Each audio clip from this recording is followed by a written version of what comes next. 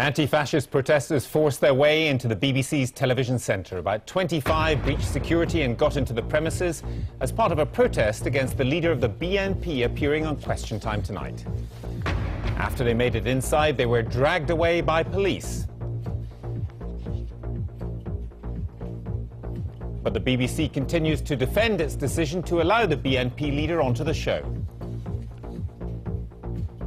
And this is the scene live outside the main BBC studios here in West London, where protesters are continuing to gather ahead of Mr. Griffin's appearance. Effectively stopped all the traffic on this normally very busy road. It's called a lane. It's really a pretty important thoroughfare in this part of West London. Not only BBC Television Centre is here, but there's also a massive shopping centre, a couple of underground stations nearby as well. So a lot of people would be using this road at this particular time.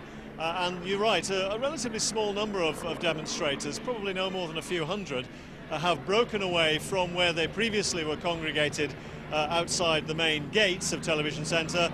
They've broken out onto the road, and this is where we've reached a kind of standstill, really. There's a long line of police officers stopping them from getting any further down the road.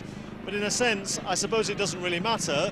They have blocked the traffic, and if in the back of their minds is the possibility of stopping studio guests from getting into Television Centre for tonight's taping, then in that sense, I suppose they've succeeded. And yeah, I mean, there's more. As I say to you now, there was a breakaway group who did get further down the road. They're now coming back, or perhaps it's more demonstrators arriving from elsewhere, because we were told that demonstrators will be coming in from all over the city, and indeed some said from around the country as well, around this time for a rally that was supposed to take place. There were going to be speeches by leaders of the National Union of Journalists and another broadcast union, also by the local MP. And I think that what's happening is that further groups of demonstrators are now turning up, adding to the numbers here on Wood Lane. They're not marching down the pavements anymore. They're not going into the carefully set up pens where it was expected they would be held. They're now in the middle of the road.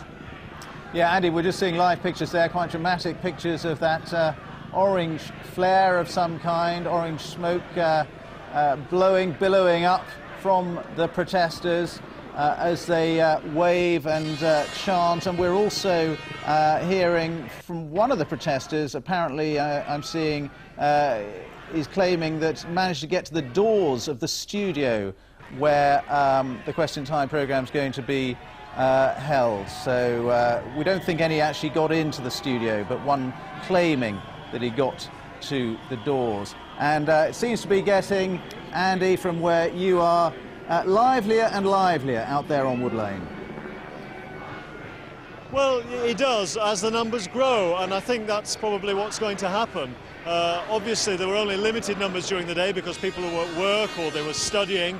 Now, it's easier for people to turn up, and of course, everyone knows that Question Time goes out very late at night, but it is normally recorded in the evening. The taping of that programme, we understand, was brought forward, although we're not quite sure exactly when it's likely to happen. So I think, given that it's all, as it were, due to take place around now, it's going to encourage people to join this demonstration. Presumably they'll be seeing these pictures on TV, on the internet, and it can only really assist them if they want to have as big a demonstration as possible.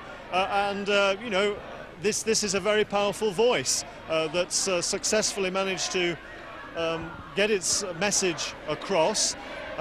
We're talking, I don't know how many people, it's very difficult to tell you from my standpoint, but it's obviously a significant number of people, all feeling very passionately, very strongly, that it is wrong of the BBC to allow Nick Griffin, the BNP leader, onto Question Time tonight.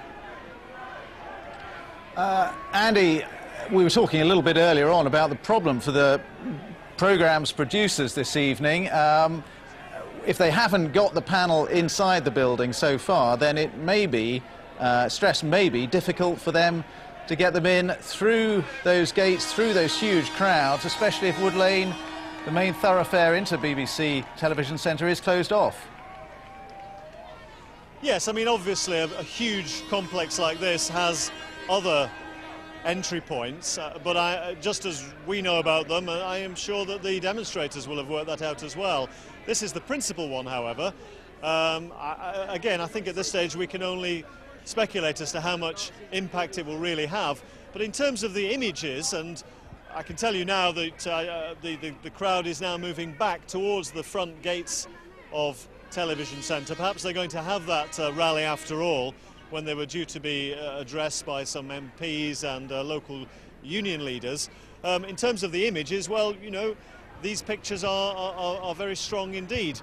They've managed to gather together a significant number of people outside one of the country's most iconic buildings, and their message is very obvious to anyone who can see these pictures. They do not want Nick Griffin on the TV tonight.